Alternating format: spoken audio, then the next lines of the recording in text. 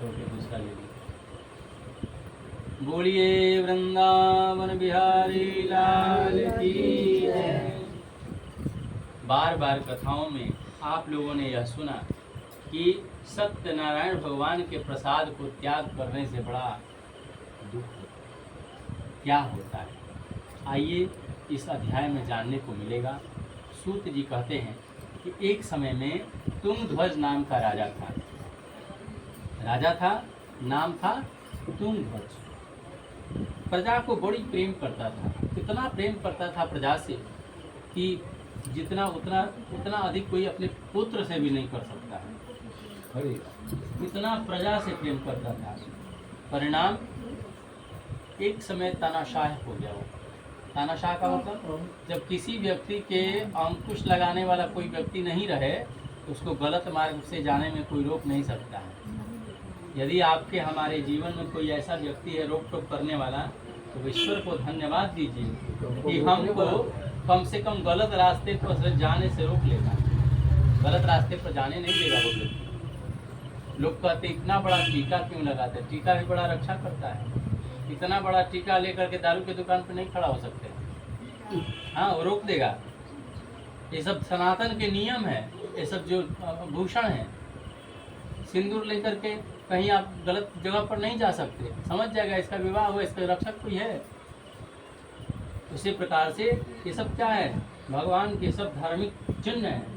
आप इतना बड़ा टीका लेकर के जाइएगा दारू की दुकान पर, तो टीका यदि नहीं रोक पाए, आप भूल गए यदि अपने को, तो वहाँ पर खड़े लोग बोलते अरे बाबा ये क्या, यहाँ क्या चल रहा है, आप उधर जाइए, आपका इधर कौन सा काम है? मीट की दुकान पे खड़ा हो जाए, वो डांट देगा वहाँ पे आदमी, बाबा इधर कहाँ, गलत जगह पे आप चले हैं, आपका उधर रास्ता है, उधर जाइए, है कि नहीं? इसलिए ये सब चिन्ह जो है आपका बहुत जरूरी है। लोग कहते हैं कि हाँ हम इस सब आडम्बर को नहीं मानते। आडम्बर नहीं, ये धर्म का चिन्ह है। आजकल इधर किनारे सिंदूर करके सब लपेट लेती है बाल में, कोई समझे ही नहीं कि विवाह हुआ है कि कुंवारे हैं। अब कहती है कि हाँ उतना बड़ा नहीं फैशन चल रहा है। अरे नहीं, तुम गलत मार्ग पे जाने के लिए बेचैन हो, अपनी कमियों को बता नहीं रही है, बल्कि छुपा रही है, दूसरे तरह से पेश कर रही है। तो क्या है, ये सब धार्मिक चिन्ह जो है हमारे, हमको रक्षा करता है, हमको धर्म के मार्ग पर ले जाता है, धर्म के मार्ग से च्युत होने से बचाता है। उसी प्रकार ये राजा जो तुंगध्वज थे, प्रजा को इतने मोह लिए थे प्रेम दे देकर, तो कोई विरोध करने वाला नहीं था। अब जब किसी का कोई विरोध करने वाला नहीं होता है ना, तो गलत मार्ग पे चला जाता है। तुंगध्वज राजा इतने अच्छे राजा, कोई बढ़िया से बढ़िया व्यक्ति कभी भी डगमगा सकता है। हाँ, साधारण आदमी की तो बात सुनिए, छोड़िए, ये नहीं कि साधु संत में लपेटे में मत चलाइए कि साधु हैं संत हैं ये तो गलत मार्ग पे नहीं जा सकते। नहीं, किसी की बुद्धि कभी भी पलट सकती है, मन पे किसी का कंट्रोल नहीं है। एक बार शंकर जी को हो गया था। हम सब तो साधारण आदमी हैं, शंकर जी भगवान हैं। मोहिनी रूप जब धारण किए थे समुद्र मंथन के समय में विष्णु जी, तो सब देवता लोग जाके शंकर जी को सुनाया था, बड़ा सुंदर रूप था। देखिएगा वो गिर जाएगा। साधारण देवता लोग जब उस मोहिनी रूप का बखान किए, तो शंकर जी के मन में व्यग्रता हुई कि हम उस रूप को देखना चाहते हैं, और जा करके कह दिए कि हमको अपना रूप दिखाइए प्रभु। वो मोहिनी वाला रूप दिखाइए। बोले कि शंकर जी रहने दीजिए, वो रूप देख के क्या करिएगा, बार बार मना किया। बोले कि ना दिखाइए ना, जगह है, आइए ज्ञानी भैया, तो आइए है जगह। देख करके जब बार बार मना किए भगवान ने, ऐसे भगवान जब मना किया तो माने नहीं, बोले कि नहीं दिखाइए। जब दिखाए तो बस शंकर जी मोहित हो गए, लगा कि अब इनसे मिल लें, गले मिल के आनंद ले लें। तो गला मिलने के किए तो ओरिजिनल रूप में फिर आगे भगवान। तो भगवान शंकर भी मोहित हो सकते हैं। हम आप साधारण मनुष्यों की बात ही क्या है। इसलिए जो मर्यादा है उस मर्यादा में हम रहेंगे, तो धर्म में बने रहेंगे। इतना के कारण क्या हुआ कि एक दिन घोड़े पर सवार होकर तुंगध्वज राजा चल दिए शिकार करने के लिए, और जंगल में जा करके सैकड़ों निर्दोष पशुओं को उन्होंने मार दिया। मारने के बाद थक करके बरगद के पेड़ के नीचे बैठकर आराम कर रहे थे। कुछ ही दूरी पर ग्वाला लोग मिलकर सत्यनारायण भगवान का पूजन कर रहे थे। ग्वाला लोगों को देखा, अहंकार आ गया। जब अहंकार आता है मनुष्य के जीवन में तो अपने से श्रेष्ठ किसी और को नहीं समझता। उसने सोचा कि इन ग्वाला लोगों के पास जाएंगे तो मेरी प्रतिष्ठा का हनन होगा, हम नहीं जाएंगे वहाँ, मैं क्यों जाऊँ। और अहंकार जब चरम सीमा पे बढ़ता है तो बड़े से बड़े लोगों को लोग नज़रअंदाज करके निकलता है। भगवान को भी प्रणाम नहीं किया राजा ने। अब ग्वाला लोग बेचारे भक्ति भाव से पूजन कर रहे थे। पूजन करने से एक फायदा होता है जरूर, दुष्ट से दुष्ट मनुष्य भी जितना देर पूजन में रहेगा उतना देर कम से कम खराब विचार उसका नहीं होगा। उसके बाद भले जो कुछ कर ले उतना देर कम से कम भगवान के बारे में सोचेगा। पूजा पाठ समाप्त होने के बाद ग्वाला लोग सबसे पहले सोचे कि राजा श्रेष्ठ हैं, उनको सबसे पहले प्रसाद दें, तब अन्य लोगों को देंगे। इतना सोचने के बाद प्रसाद दिए। राजा ने कहा नहीं हम नहीं लेंगे। फिर वहीं पर रख दिए और चल दिए। अपने ग्रुप में सभी लोगों को प्रसाद का वितरण किया। उन्होंने वितरण करने के बाद अपने अपने घर भगवान का कीर्तन गाते हुए चले गए।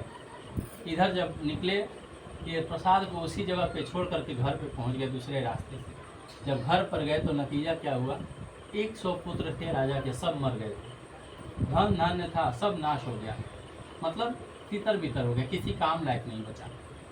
राजा को एहसास हो गया कि लगता है कि मैंने सत्यनारायण भगवान के प्रसाद का त्याग किया है और उनके श्राप के कारण मुझे ये सब दुख मिला।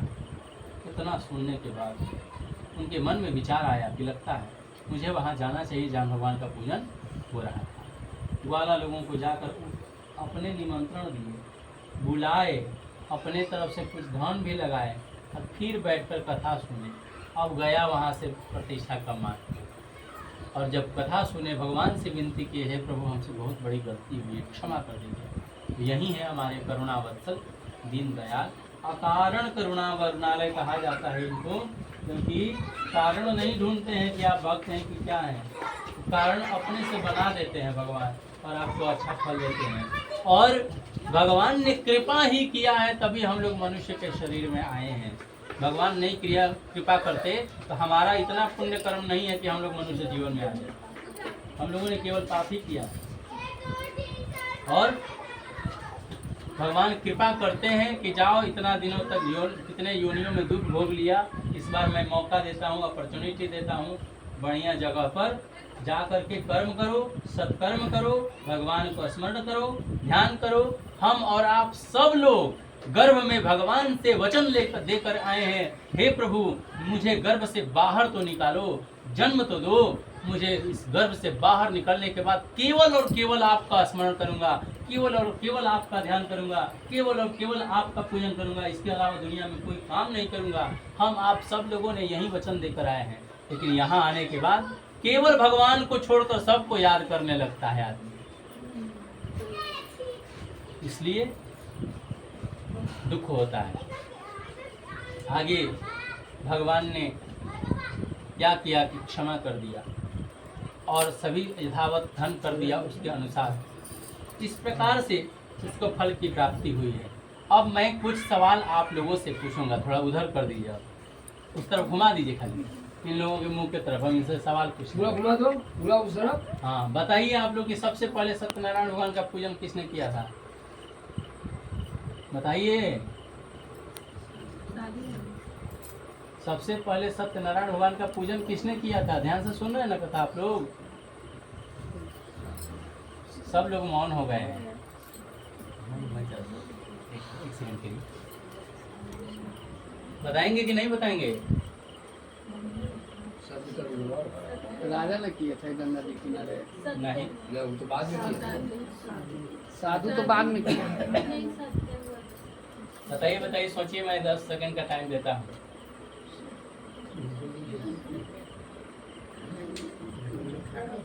पता चल गया ना कितना ध्यान से कथा सुने हैं आप लोग। चलिए इधर पहले ब्राह्मण ने किए थे। सबसे पहले शतानंद नाम के ब्राह्मण ने किया था। अब मैं आप लोगों को सुनाता हूँ जिन्होंने भगवान की कथा किया, पूजन किया, अगले जन्म में उनके साथ क्या हुआ जानना चाहेंगे? जानना चाहेंगे? सबसे पहले शतानंद ब्राह्मण ने जो किया, अब ध्यान सुनिए, अब ये रहस्य वाली बात है, पूरी कथा का निचोड़ अब बता रहे हैं 1 मिनट में। सत्यनारायण भगवान का कथा जो शतानंद नाम के ब्राह्मण ने किया था, अगले जन्म में ब्राह्मण के रूप में ही जन्म हुआ और सुदामा के रूप में जन्म लिए और भगवान श्री कृष्ण का ध्यान करते करते मोक्ष को प्राप्त कर लिए। दूसरी बार सत्यनारायण भगवान का कथा लकड़हारा ने किया था। तो अगले जन्म में बनिया लकड़हारा अगले जन्म में केवट के रूप में, गुहराज के रूप में जन्म लिया और श्री राम जी की सेवा करके वैकुंठ धाम को प्राप्त किया। तीसरी बार कथा राजा रानी ने भद्रशिला नदी के किनारे पर किया। तो अगले जन्म में राजा के रूप में जन्म लिए, राजा दशरथ के रूप में जन्म लिए और श्री रंगनाथ जी की सेवा करके वैकुंठ धाम को प्राप्त किए। चौथी बार साधु बनिया ने जो व्रत किया था, अगले जन्म में बनिया के रूप में ही जन्म लिया, मोरध्वज के रूप में जन्म लिया और अपने पुत्र को पति पत्नी मिल करके आरे से चीर दिए और भगवान के चरणों में दे करके मोक्ष को प्राप्त कर लिए। अंतिम रोज राजा तुंगध्वज था जिसने प्रसाद को त्याग दिया, अगले जन्म में भी मनु के रूप में, राजा के रूप में ही जन्म लिया और भगवान के सभी भक्ति युक्त कर्मों को करके वैकुंठ धाम को प्राप्त किया। इसलिए सत्यनारायण भगवान की पूजा जो है वो फल देने वाली है। भगवान को कोई काल, कोई सत्य, कोई ईश, कोई सत्यनारायण, कोई सत्यदेव कहते हैं और भगवान भी अपने भक्तों की रक्षा करने के लिए अनेक प्रकार का रूप धारण करते हैं। भक्त प्रहलाद की रक्षा करने के लिए जो असुर था, राक्षस था, तब भी भगवान ने नरसिंह का अवतार लिया। एक तरफ हिरण्यकशिपु को दंड दिया भगवान ने और एक तरफ उसी के बेटा प्रहलाद के साथ चाट चाट कर प्रेम किया। जिस तरह से गैया अपने बछड़े को चाट के प्रेम करती है, वैसे भगवान ने अपने पुत्र की भांति उस प्रहलाद को चाट चाट कर प्रेम किया। तो भगवान किसी के साथ अन्याय नहीं करते। दैत्य के साथ जितना करते हैं वहीं देवताओं के साथ करते हैं, वहीं मनुष्यों के साथ करते हैं, वहीं पक्षियों के साथ करते हैं। गिद्धराज जटायु जीवन भर मांसाहार करने वाला जो पक्षी है, उसको भगवान ने गोद में लेकर के उसके धन्य किया, उसको मोक्ष प्रदान किया।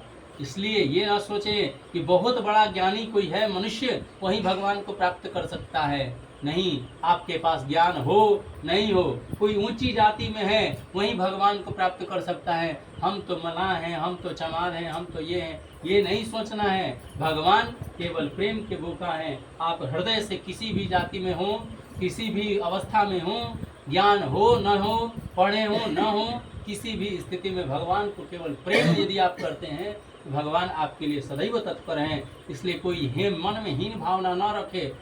पंडित जी ज्ञानी हैं इसलिए उन्हीं को प्राप्त होंगे, साधु हैं, संत हैं, उन्हीं को प्राप्त होंगे। हम घर में बैठे हैं तो हमको नहीं होंगे। शबरी भिलनी जाति से थी और भगवान चलकर उसके पास गए, दर्शन दिए। ऋषि मुनियों को जाना पड़ता है तीर्थों में भगवान का दर्शन करने के लिए, मंदिरों में, तीर्थ स्थानों में जाना पड़ता है और भगवान स्वयं चल करके शबरी के आश्रम में जा करके मोक्ष प्रदान किए। इसलिए हमारे इतिहास में बहुत सारे ऐसे ग्रंथ हैं, बहुत सारे ऐसे उदाहरण हैं। इसलिए मन में ये भाव नहीं रखना है कि हमारे पास 10 करोड़ होगा तभी हम पूजा करेंगे, तभी हम दान करेंगे। आपके पास 10 रुपया भी है तो आप दान कर सकते हैं, धर्म कर सकते हैं। आप जिस अवस्था में हैं उसी अवस्था से भगवान को निश्चल पूर्वक, छल नहीं होना चाहिए, कपट नहीं होना चाहिए, सच्चा प्रेम से, सच्चा हृदय से ईश्वर को याद करें। ईश्वर आपकी सभी मनोकामना को पूर्ण करेंगे। ये नहीं कि छल है, 1 लाख रुपया महीना कमा रहे हैं, दक्षिणा देने की बारी आ रही है तो पंडित जी 500 रुपये ले लीजिए, पंडित जी 1000 ले लीजिए, माफ़ कीजिए, अब नहीं, हमारे घर में नहीं है, पैसा नहीं है, हो गया। ये नहीं, जिसका सामर्थ्य है।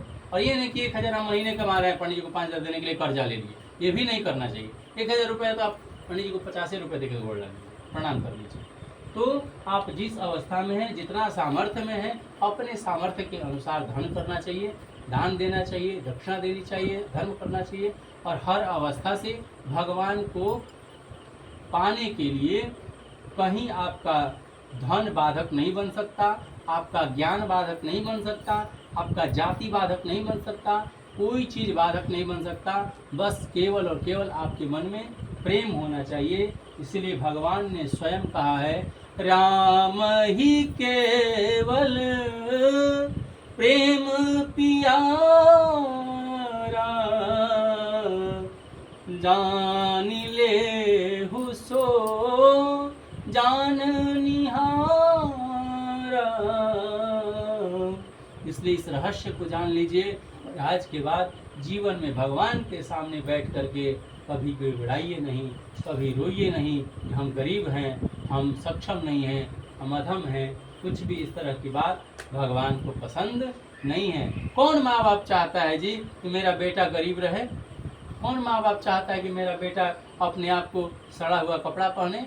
नहीं, भगवान ने यदि दिया है तो बढ़िया ब्रांडेड साड़ी पहनिए, बढ़िया ब्रांडेड कपड़ा पहनिए। ये नहीं कि बैंक अकाउंट में जमा करिए 100 रुपये के जूता चप्पल से काम चलाइए। नहीं, भगवान ने दिया तो उपयोग कीजिए। इस प्रकार से जीवन में हमेशा सुखपूर्वक जीवन व्यतीत कीजिए, क्योंकि धन की 3 ही गति होती है। पहला है धन और कलेजा है, तो दान कीजिए। दान करने के लिए कलेजा चाहिए, सबसे नहीं हो सकता। धन रहता है, कुत्ता पाल देगा लोग, लेकिन सत्यनारायण भगवान का कथा नहीं कराएगा। 20,000 रुपये कुत्ता को दूध पिला देगा घुमाने में, लेकिन माँ बाप का इज्जत नहीं कर सकता, क्योंकि उसके हृदय में भाव नहीं है। इसलिए जीवन में क्या चाहिए? भाव चाहिए, कलेजा चाहिए, तो व्यक्ति दान कर सकता है। यदि कलेजा नहीं है, अधन है, तो कम से कम उपयोग कर लीजिए। बढ़िया पहन लीजिए, बढ़िया खा लीजिए, बढ़िया सो लीजिए, बढ़िया रह लीजिए। ये दोनों नहीं करिएगा तो धन का ऑटोमेटिक नाश हो जाएगा, करना नहीं पड़ेगा, नाश हो जाएगा। घर में आएगा, किसी दिन चोर चुरा के लेके चला जाएगा, बस आप दिन भर शादी पीटते रह जाइएगा। गहना बनवाए हैं तो पहन के जीवन जिए, जाएगा भी तो कोई बात नहीं, पहन लिए थे, लेकिन बक्सा में रखते रखते कोई चुरा लेगा तो दिन भर छाती पीटते रह जाइएगा कि जा, एक दिन पहने भी नहीं थे, खत्म हो गया सारा धन। हाँ, इसलिए जो गहना खरीदिए, पति से लड़ लड़ के खरीदवाती है तो पहन के रहिए, झमका के रहिए। बोलिए वृंदावन बिहारी लाल की, सत्यनारायण भगवान की जय।